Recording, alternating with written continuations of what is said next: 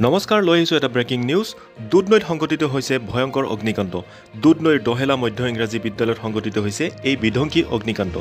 জুইত জাহ যায় দুটা শ্ৰেণীকোঠাসহ দুটাকৈ বিদ্যালয়ৰ কাৰ্যালয়। জুইত জাহ গ'ল ডেস্ক, বেঞ্চ, আচবাব সকলো। ধ্বংসস্তূপত পৰিণত হ'ল বিদ্যালয়খন। শ্বৰ্ট চাৰ্কিটৰ ফলতেই অগ্নিকাণ্ড সংঘটিত হোৱা বুলি সন্দেহ কৰা হৈছে। ঘটনাস্থলীত ইতিমধ্যে অগ্নি নিৰ্বাপক বাহিনীৰ বাহন উপস্থিত হৈ জুই নিৰ্বাপন কৰাৰ চেষ্টা কৰে।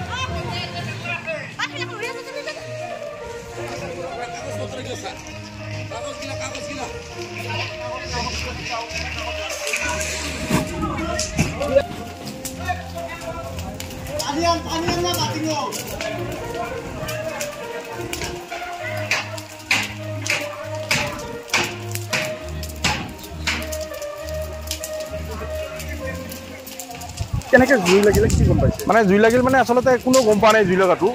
যিহেতু মানুহখিনি গোটেই স্কুলটো ছুটি হৈছে ইতিমধ্যে। ছুটি হোৱাৰ পিছত কি মানুহখিনি ওচৰৰ মানুহখিনি দেখা পাব লাগিছে কিবা অলপ অলপ জুই আছে।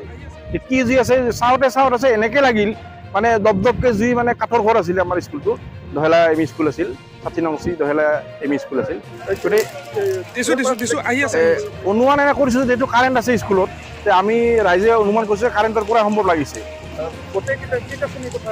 এতিয়া ইয়াত 6, 7, 8 হয়। ইয়াতে কাৰ্যালয়টো আছে, আপাৰ প্ৰাইমাৰী কাৰ্যালয়টো ইয়াতে আছে।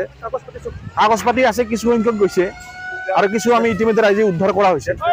ডেস্কখিনি তাতে যিখিনি আছে গোটেইখিনি শেষ হৈ গৈছে। আহত একো হোৱা নাই। মানুহখিনি উদ্ধাৰৰ কাৰণে চেষ্টা কৰি আছে গোটেইখিনি বস্তু। ফায়াৰ ব্ৰিগেড ইতিমধ্যে কল কৰা হৈছে, কিন্তু তেওঁলোকে আহি আছে, আহি পোৱা নাই এতিয়াও, আহি পাব নিশ্চয়।